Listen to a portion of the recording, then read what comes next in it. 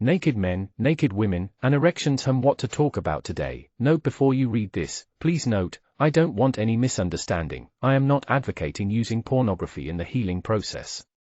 Well, I could tell you about something that happened a couple of days back. About a year ago, me and my buddies bought an issue of Loaded, a men's magazine dotted with pictures of hot women half naked. At the time me and my buddies were lounging around my living room looking at this magazine and the pullouts, basically just pointing out to each other how hot a particular woman was in the pictures. Of course, I was acting, i.e. lying. I didn't find the pictures hot at all. Just girls with bikinis on with big asses, as far as I was concerned. Oh, yeah. She's really nice, I would nervously chuckle, hoping they wouldn't notice that the pictures weren't doing anything for me. Anyways, I kept that magazine issue in a drawer next to all of my reparative therapy books. The other day I got it out again and looked at the Kama Sutra pull-out, basically lots of tasteful pictures of fit girls spread all over the place, with practically nothing on. But this time, whoa-hey! Those girls are really, really hot. And then an unexpected thing happened, I actually got an erection. I didn't make myself get an erection. I mean, I wasn't feeling myself up or anything. It just happened. When looking at those girls, I just feel a sort of rush inside of me. The feelings just arise from deep inside and I can't help it. Basically, I'm getting heterosexual feelings in the same way I used to get gay feelings. From deep within, so to speak. Likewise, I've noticed changes in my feelings for hot guys. I don't know if you get this in your country, but here in the UK a beer company is running some commercials for special light beer for women. The adverts involve some physically fit male model basically getting right down to his underpants in bizarre situations, or have a bucket of water thrown over him to make him look sexy. It ends with the phrase, something for the ladies.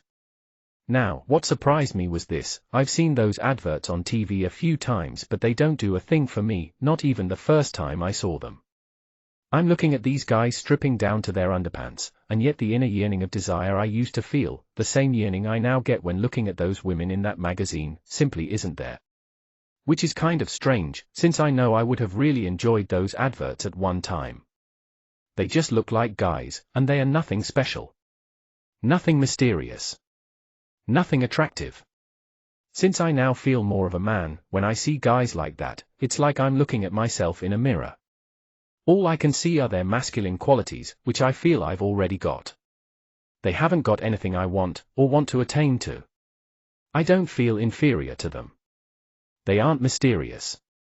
They are the familiar, they aren't my opposite, women are my unfamiliar opposite. Basically, I'm just not attracted to guys the way I used to be. Reparative therapy works. Girlfriends, damn it, damn it, damn it, damn it. It's not fair. If it's not one thing, it's another. Okay, I'll explain. You see, for some time now I've been wishing that I had a girlfriend. Which, I guess, is a good thing. Before therapy, the very idea of a girlfriend was unappealing at best, or filled me with morbid dread of being smothered at worst. The problem is that I'm just sick of sex. I wish I could have a holiday from it. I just don't want to have any sexual feelings at all. When I was gay, I had sex on my mind all the time, totally obsessed with it. I would spend hours each day masturbating and looking at gay porn, or surfing the internet trying to hook up with guys.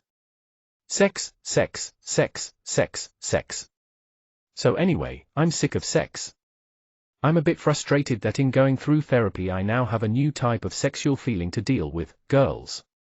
Like, last night I was driving home from the local pub, that's a normal pub, and I promise I didn't drink any alcohol, and I saw this advert in a bus stop for some perfume or something. It had a really nice female model. Within a few seconds I was fantasizing that I was having sex with her, which I suppose isn't a good thing to do while driving. And now whenever I feel lonely, I just have an overwhelming desire to get a girlfriend. Which bugs me, since I don't know how to get one. Anyway, in short, I'm still sick of sex. I guess yesterday was one of my good days, therapy-wise. I know some gay guys who would pay $$ to get to the point I'm at in my treatment. I dunno, perhaps I'm just ungrateful. I've been waiting for months to get to this point in my progress. I've put in ridiculous and almost obsessive amounts of work into my therapy, and now all I can do is complain. I guess you just can't please some people. Random sexuality. How strange sexuality is. I don't know what to classify myself as anymore. When I was gay, I was gay. But now I'm slowly changing towards the other direction. What exactly am I? My sexuality seems to change by the hour, depending on my mood and what I'm doing. Like, when I go to sleep at night I fantasize about being with a girl, and I'm turned on, but when I wake up in the morning I keep remembering sex I've had with men in the past, and, again, I'm turned on. Last night I watched some TV in the dark, something I haven't done for ages. I never watch TV nowadays. I used to watch a lot of TV with the lights off, snuggled up to my boyfriend. So when I did that last night, the first feeling that popped into my head was that of snuggling up with another man. Yet, when the lights are on, the only thing I can possibly get pleasure from is fantasizing that I'm snuggled up with an imaginary girlfriend. Likewise, when I feel down and lonely, the idea of having a guy pay attention to me, put his arm around me, etc., is at its strongest. But when I'm feeling good, confident, strong, loved, and happy, all of my erotic and emotional desires turn to the opposite sex. What the gay lobby says about homosexuality being genetic and unchangeable, like skin color, sounds like a load of bollocks now, doesn't it? Father figures. I've just finished my therapy session. Today I wanted to explore my father hunger. That's a thing common to gay men. The thing is, back when I used to act out a lot, I would always go for older guys. And I mean much older. Guys old enough to be my dad or granddad. That really used to turn me on. If that doesn't scream emotional deficiency, I don't know what does. Whenever I was tempted to act out, I would always think of a particular guy whom I had slept with on several occasions who was much older than me. He wasn't anything stunning, physically. He didn't have any particularly good qualities. In fact, he used me and abused me. But somehow that felt good. The more he abused me and the more he used me like a piece of meat, the more satisfying it was. Of course, this was all terribly unhealthy, and I knew it. So anyway, today I decided to investigate this further with my therapist. Sure enough, my original thoughts were correct. It's all down to my father hunger. The more he used me, the more attention he paid me. The more he abused me, the more close I felt to him. Even though he forced me to do things I didn't want to do, he made me feel special. I was like an older man had finally wanted to be intimate with me. He actually talked to me. He took an interest. My dad never did, and never does, unless he wants money. Of course, the reason he made me feel special and paid a lot of attention to me was probably because he knew he had hit lucky. At the time I was seeing him I was 19 and he was in his late 50s. But it felt good to have all that attention, intimacy, and even abuse from someone older than me. It was like my father hunger was satisfied by someone who loved me. Yet that was some time ago. In fact, it was so long ago that I'm sure I would have been dumped by now. I'm sure the abuse wouldn't have always felt good. The love would have only lasted as long as I could provide what he wanted from me. He would have soon bored of me. If the relationship had lasted, I'm sure that I would have felt smothered and used. The abuse would have eventually stopped feeling good. It would have turned sour. I'm glad I escaped when I did. And now it hurts to look back and see that I was used by yet another man. Soon I'm going to start some mentorship with some older male family friends who have agreed to help me in my journey out of SSA. They are going to be true father figures to me. They are going to refather the adult child, as my psychotherapy book puts it. They've agreed to spend time with me.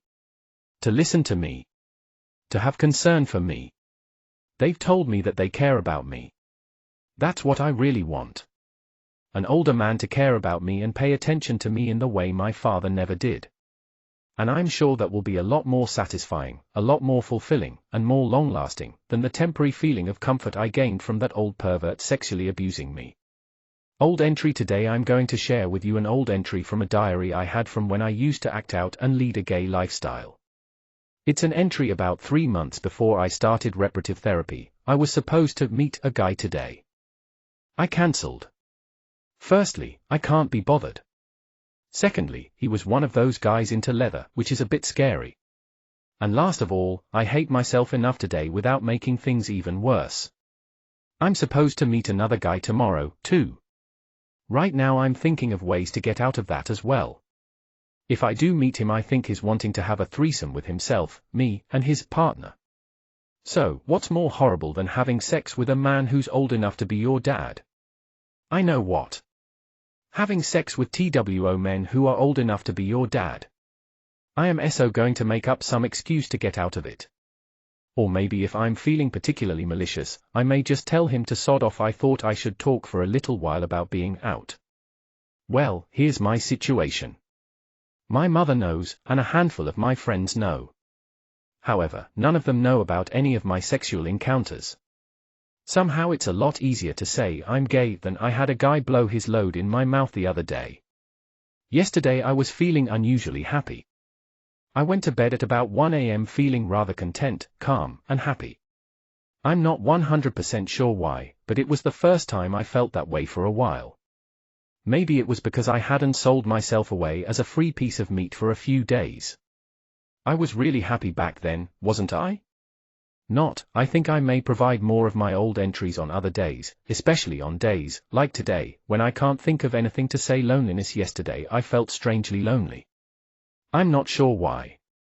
I'd been out with one of my buddies the day before, and I played pool in the evening with my brother. But for some reason I felt alone and noticeably unmanly. I felt weak and immature. Whenever I feel like that, my SSA increases slightly and my heterosexual feelings decrease. On the other hand, when I'm feeling good, happy, confident, and manly, my attractions to other men entirely disappear.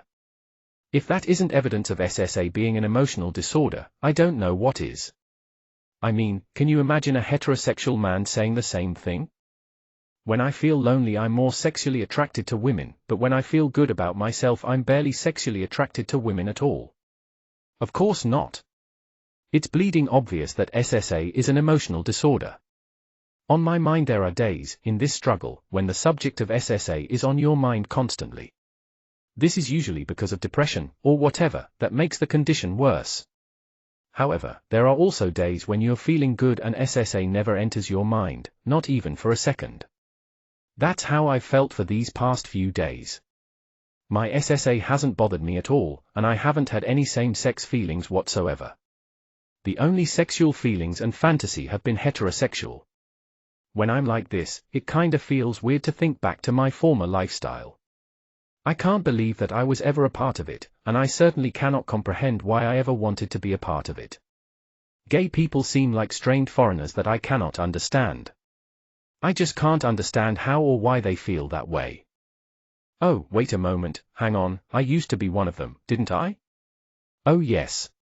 How silly of me to forget. Whenever I see gay men I can't help but instantly recognize all the inferiorities that I used to possess. In many men I can even identify the typical things that probably caused or at least contributed to their SSA, if only they knew how much of a disorder it really is. The gay life is so unappealing to me and, quite frankly, I can't imagine why anyone would want to be a part of it. But, then again, I've managed to grow out of it and mature into a very good heterosexuality. Many other men don't have that privilege and are stuck with their developmental error, spending their lives suffering all the inferiorities, the uncontrollable attractions, the depressions, not knowing the way out, and not knowing that it can be overcome. What a shame. So-called homophobia. There's a great article about gay cruising at the Deseret News. It shows how the police force there is using psychotherapy to help men who have the compulsion to seek sex with other men in public places. It's interesting because they are using many of the techniques used by reparative therapy, and it's all supported by the local gay rights group.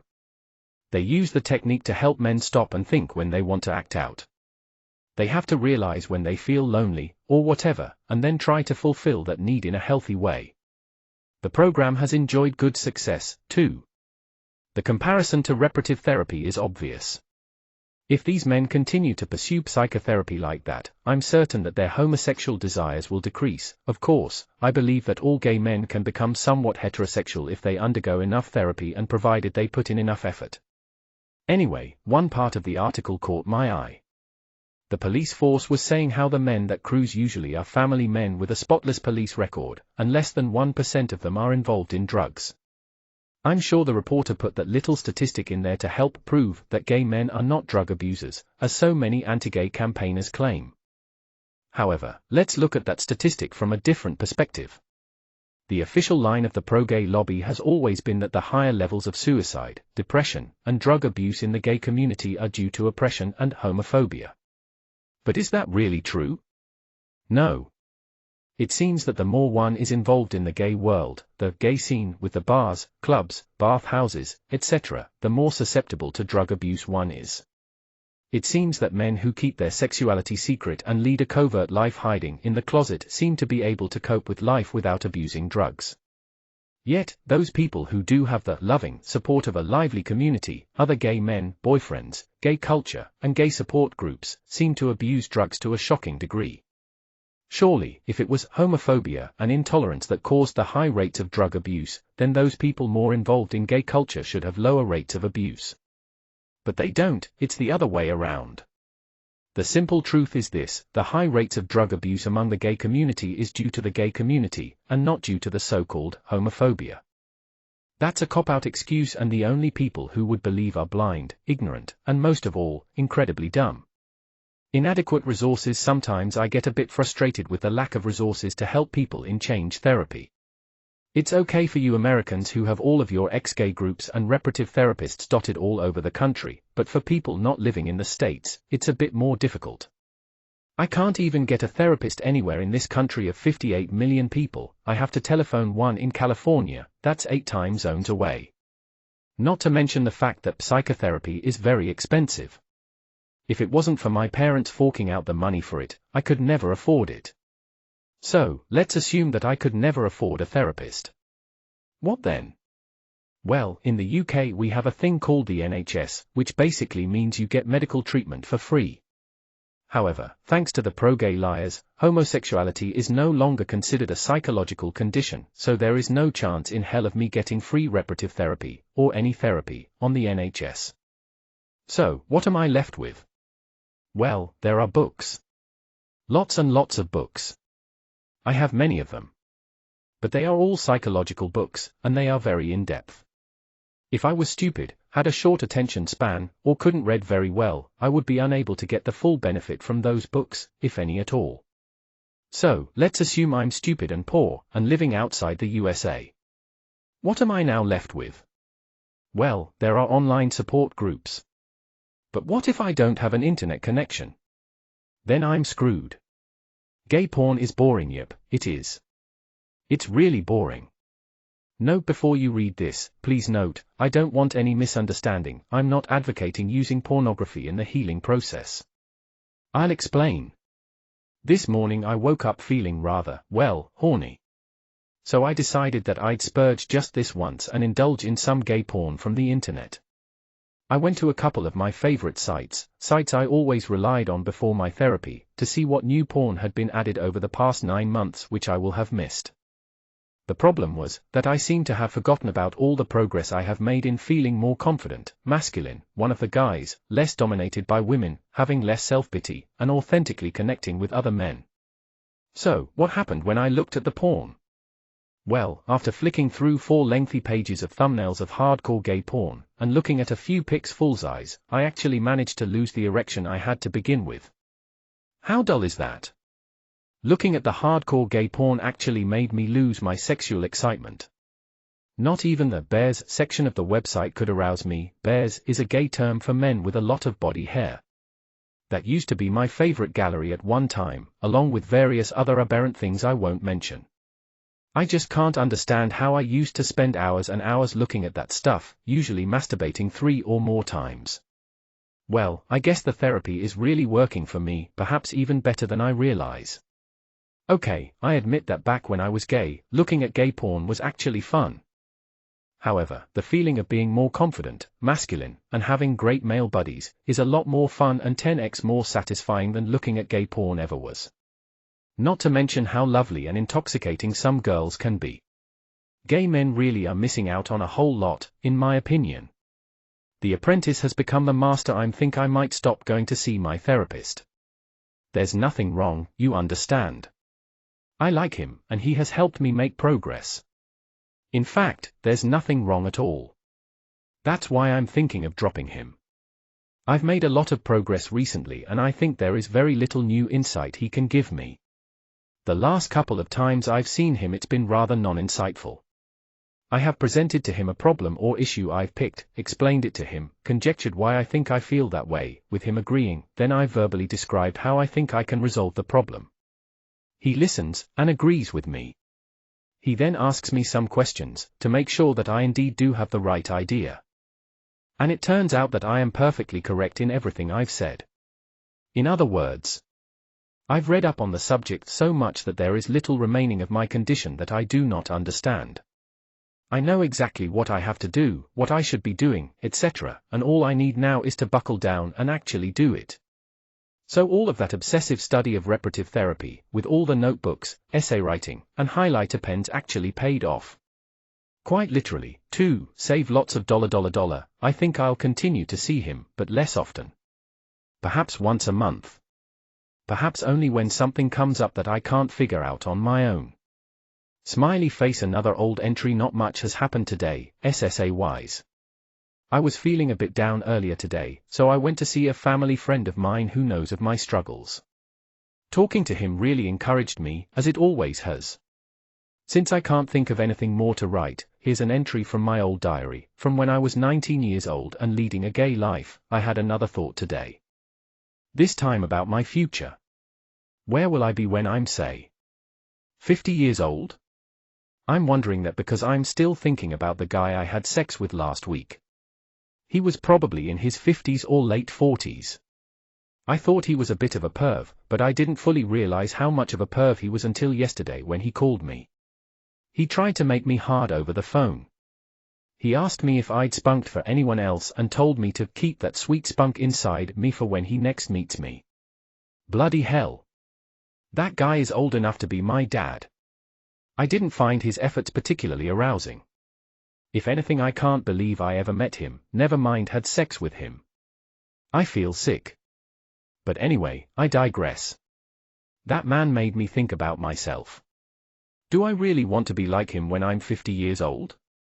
Do I want to be an old perv who tries to get 19-year-olds hard over the phone? Do I want to become someone whose main pleasure in life is sexual encounters? Right now the greatest pleasures in my life are learning new things, accomplishing tasks, i.e. programming, making true friends, and taking healthy exercise. I think I am a pretty well-rounded individual, despite my actions over the recent years. And that's why I really don't want to become like him, or like any of the other raving queens down the gay bar. I'm not sure where I want to be when I'm 50 years old. But I sure know where I don't want to be. I don't want my main pleasure in life to be sex. I don't want to use other people for what they have. I don't want to be assimilated into the screaming bitches selfish drama queen gay culture. I don't want to be them. I'd rather be me. I thought I was rather a happy person back then. How wrong I was. I was miserable. Being heterosexual is 10x better. I don't miss my old homosexual desires at all. Reparative therapy saved my life. Yet, I've still got a long way to go. I'm sure that after another year has passed by, I will be even happier with my new sexual orientation. Bloody family. Oh why does family dynamics play such a large role in my SSA? It's not fair. I wish I were one of those guys for whom family dynamics played no role. Dealing with your family is really difficult and can cause much stress and conflict. My sister is driving me insane. She's staying over at the moment and all of the past frustrations and arguments I had with her as a child are flooding back to me. She hasn't changed over the years, either. She's still overly defensive, bitchy, childish, selfish, manipulative, bossy, violent, and can be calm one moment yet screaming and shouting the next. You have to be ultra careful not to say the wrong thing, otherwise, she'll hurl abuse at you. She was a highly negative influence on me when I was growing up. Along with her, a bitch, my mother, smothering possessive, and grandmother, interfering stupid, the impression I had of women was of smothering and manipulating psychopaths. Couple that with my impression of masculinity from my brother, aggressive, and father, distant, uninterested, smelly, weak, and you have a very bad family dynamic, almost custom-made for the development of SSA. Of course, family dynamic are never the entire story, however it is a common contributing factor for many men, especially me. I try to keep my contact with my family as short and authentic as possible. I try not to be bossed about by my sister, smothered and burdened by my mother, and criticized by my father. If I manage to stay in my own masculine power, as some would say, and stand on my own 2 feet as a grown-up man, they won't be able to belittle me and make me feel like I'm 1 inch tall, robbing me of any inner sense of masculinity and maturity.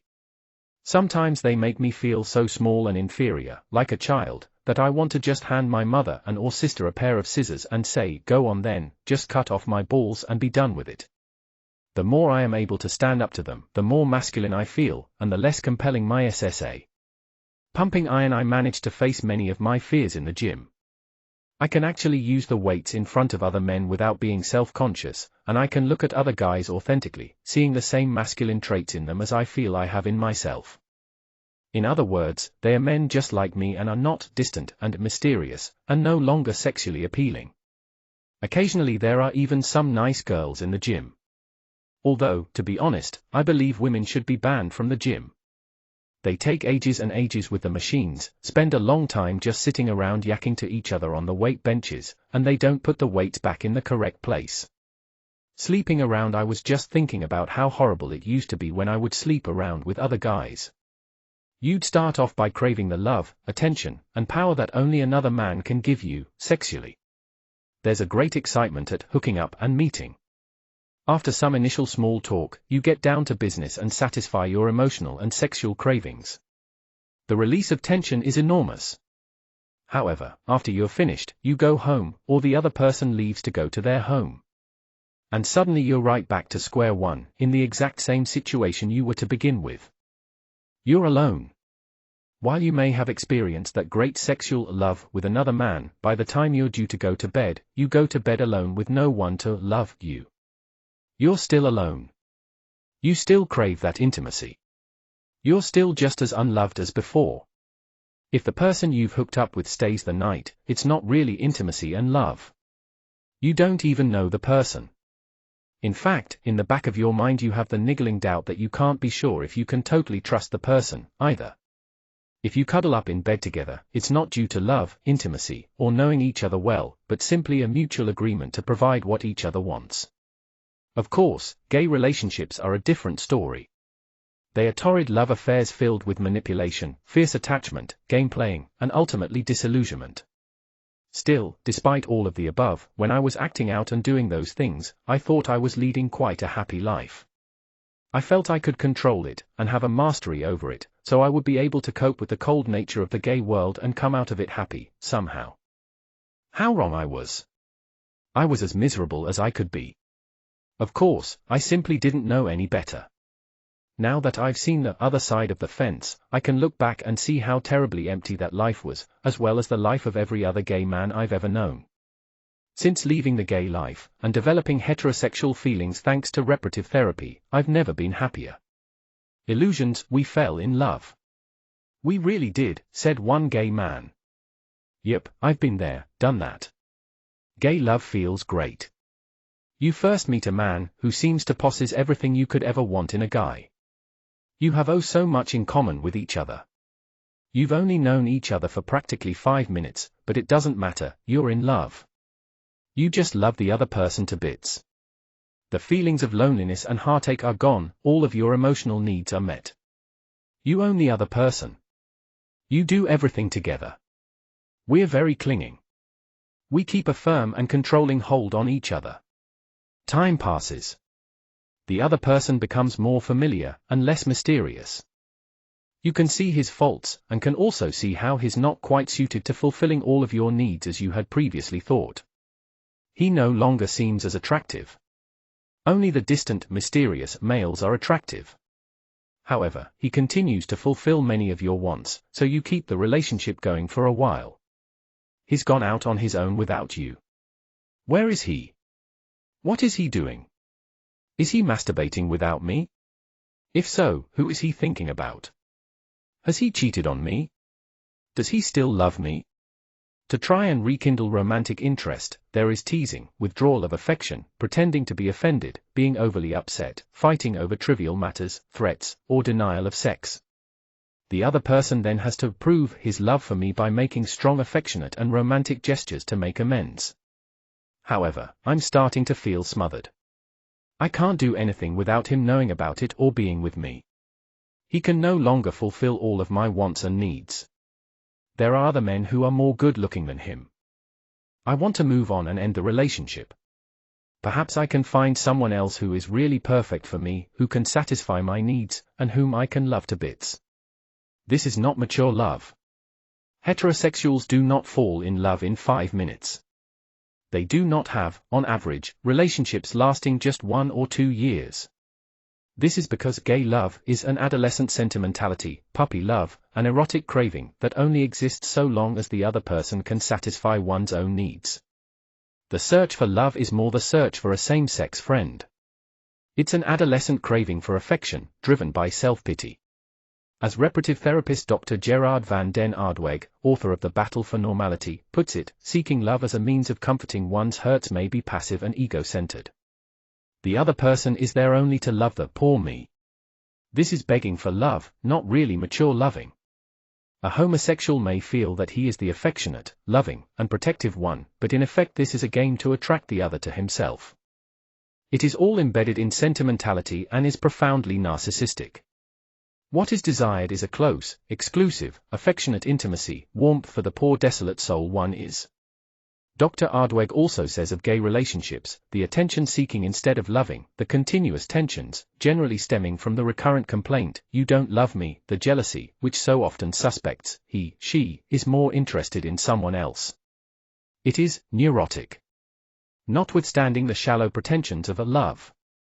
Nowhere is there more self-deception in the homosexual than in his representation of himself as a lover. One partner is important to the other only insofar as he satisfies that other's needs. Homosexual unions are clinging relationships. My experience with the endless cycle of gay love: 1. Meet. Fall in love almost immediately. 2. Relationship is primarily sexual at first. 3. Sex becomes less frequent, more like friends. 4. Feelings of codependence, smothering, possessiveness, and jealousy appear. 5. Interest in a third party and/or bitch arguments end it at a final showdown. 6. Go back to step number 1 and repeat. Surely, though, there are some gay couples who have good long-lasting relationships, you may ask. No, there aren't. Long-term gay couples are always, and I stress always, non-exclusive. That means they have sex with other people. The 1984 book Gay Couples reported that 91% of gay couples that had been together for more than 5 years are non-exclusive. One report couldn't find a single gay couple that had been together for longer than 10 years and remained exclusive. In the gay world, finding Mr. Right and settling down to a loyal lifelong relationship is nothing more than a fairy tale, no pun intended.